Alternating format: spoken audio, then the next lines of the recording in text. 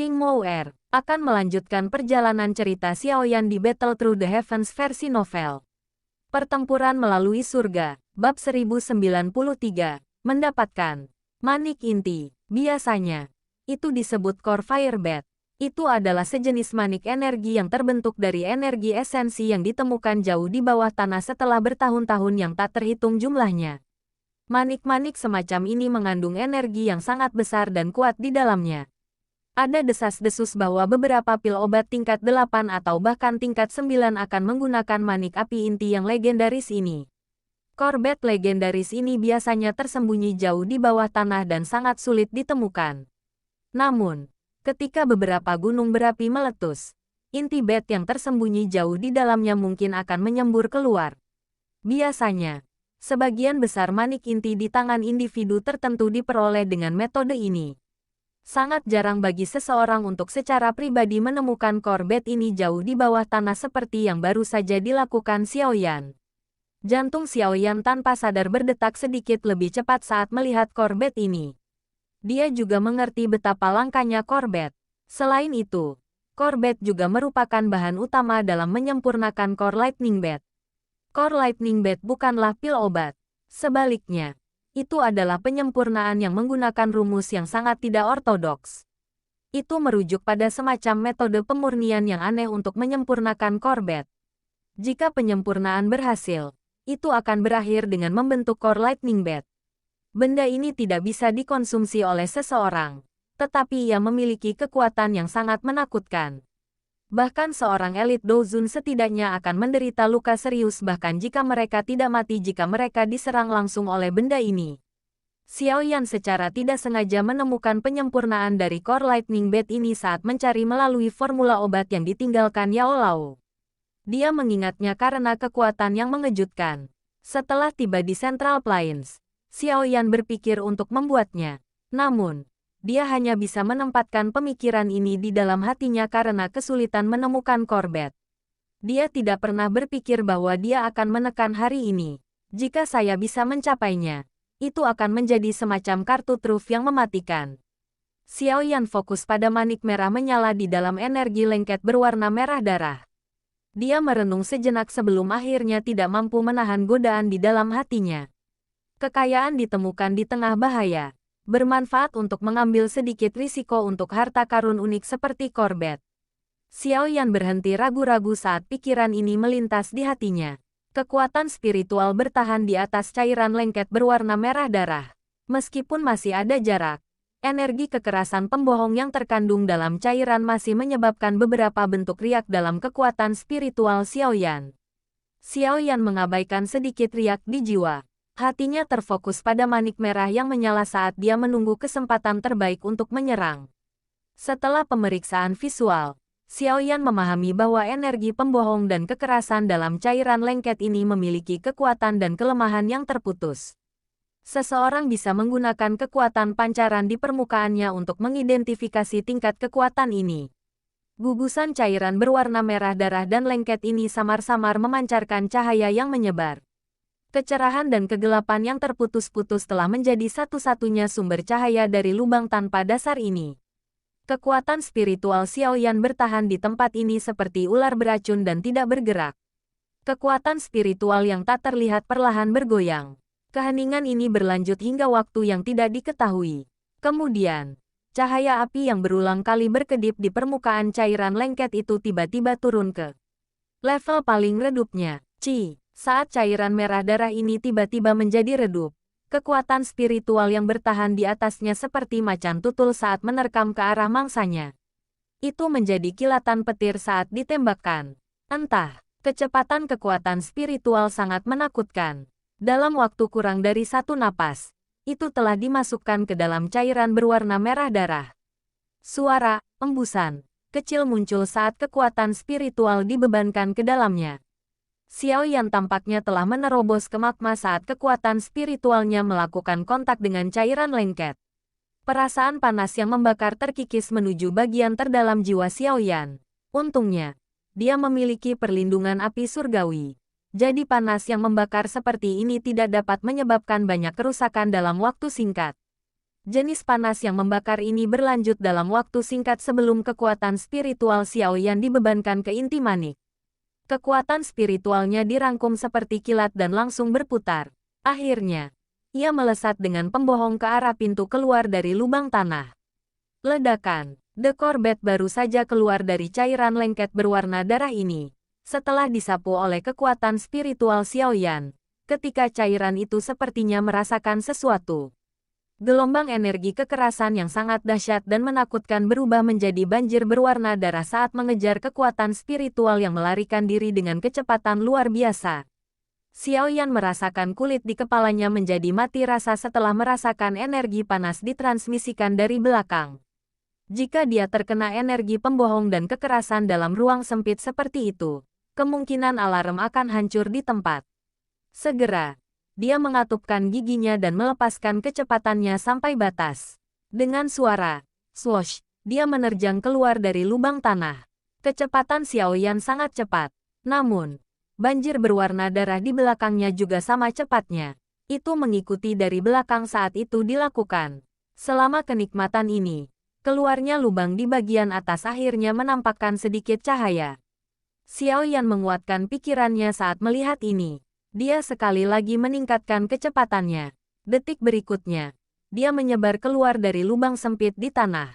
Kekuatan spiritual dibebankan keluar dari lubang dengan cara seperti kilat dan memasuki tempat di antara mata Xiaoyan. Corvette diraih oleh Xiaoyan di telapak tangan. Xiaoyan menggenggam tangannya setelah jiwa kembali ke tubuhnya. Kekuatan hisap melonjak keluar dan tablet batu hitam gelap segera berubah dengan suara getaran. Setelah itu, ia dengan cepat menutupi lubang di tanah.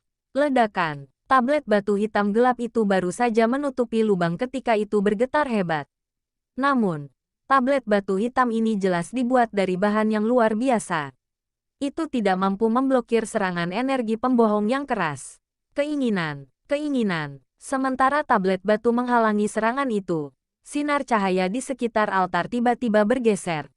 Setelah itu, semuanya mendarat di tablet batu. Tablet itu seperti mahkota yang sangat berat karena menekan lubang dengan kuat. Dengan bantuan sinar matahari, guncangan tablet batu itu perlahan berkurang. Sesaat kemudian, itu berhenti.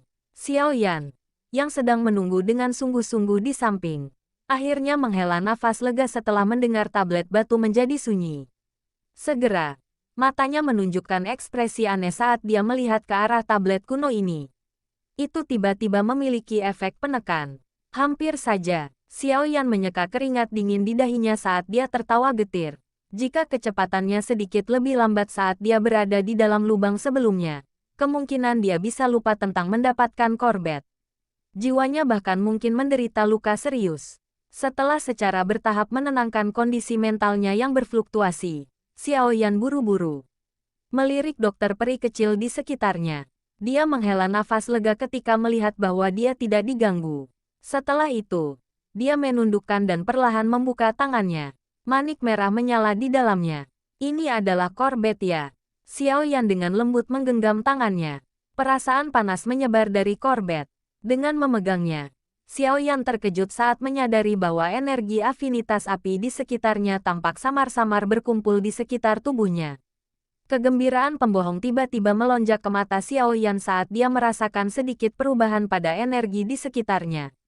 Corvette ini memiliki efek ajaib untuk menarik energi afinitas api di sekitarnya. Apakah dia tidak akan bisa mendapatkan keuntungan 2 kali lipat dengan setengah usaha saat dia berlatih di masa depan?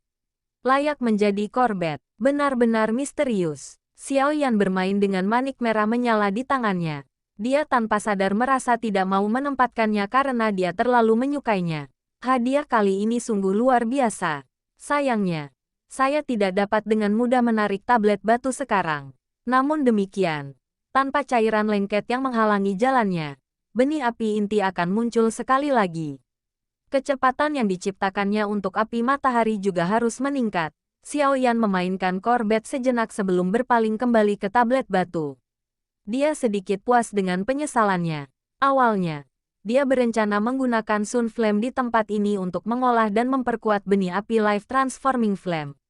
Tepat ketika Xiaoyan dengan menyesal menghela nafas, Seberkas cahaya menyebar dari langit dan secara tidak sengaja mendarat di Corbett di telapak tangan. Entah, Corbett merah menyala tiba-tiba bergetar di bawah cahaya yang bersinar. Segera, sedikit suara muncul. Api putih tiba-tiba pekat tiba melengkung dan naik dari core Firebat. Perubahan yang tiba-tiba dan tidak terduga menyebabkan Xiao Yan terkejut. Dia baru saja akan membuang api di tangannya sebagai refleks ketika dia melirik core Firebat di bawah api berwarna putih ini. Matanya langsung membeku. Ini adalah Sun Flame. Bagaimana itu bisa mengalami transformasi seperti itu tanpa core Fire Settling? Xiao Yan mengerutkan alisnya. Segera, dia sepertinya memikirkan sesuatu dan tiba-tiba membentur telapak tangan. Itu benar. Corbett ini telah menyerap core Fire Settling dalam jumlah yang tidak diketahui selama bertahun-tahun. Itulah mengapa dia bereaksi seperti itu setelah bersentuhan dengan sinar matahari. Itu telah berubah menjadi sumber api matahari ini. Dengan kata lain, selama energi di dalam inti manik ini tidak habis, itu akan terus menciptakan api matahari. Bahkan dengan ketenangan Xiao Yan, dia tidak bisa merasakan kegembiraan yang ekstrim meskipun dirinya yang tenang. Jika ini benar-benar terjadi, benih api-api transformasi kehidupan di tubuhnya akan berakhir dengan sumber makanan yang tak ada habisnya. Selain itu, dia juga bisa menghemat waktu dan tenaga karena dia tidak perlu berlarian untuk mencari berbagai Beast Flames. Saya benar-benar menemukan harta karun kali ini. Xiao Yan membuka mulutnya. Pada saat ini, itu benar-benar terlalu praktis untuk mendapatkan Corbett. Xiao Yan menarik napas beberapa kali dan menenangkan dirinya secara bertahap. Dia melirik dokter peri kecil, yang tubuh indahnya masih duduk tanpa gerakan sedikit pun. Setelah melihat bahwa dia baik-baik saja, dia perlahan mengangguk dan duduk sekali lagi. Dia mulai menyerap Sun Flame yang dibuat oleh Corbett. Dengan Corbett, penguatan Life Transforming Flame hanya masalah waktu. Seluruh pikiran Xiao Yan terfokus untuk menyerap api matahari selama hari-hari berikutnya. Di tengah kehalusan di mana makanan dan istirahat dilupakan, api transformasi kehidupan di dalam tubuhnya dengan cepat diperkuat dengan kecepatan yang terlihat dengan mata telanjang. 3 hari berlalu dalam sekejap selama pelatihan ini. Ketika Xiao Yan tenggelam dalam kegembiraan api transformasi kehidupan yang menguat dengan cepat, iklim tropis sepanjang tahun kota Ye tiba-tiba membeku pada suatu hari. Kepingan salju kecil perlahan turun dari langit di depan membeku dari banyak orang.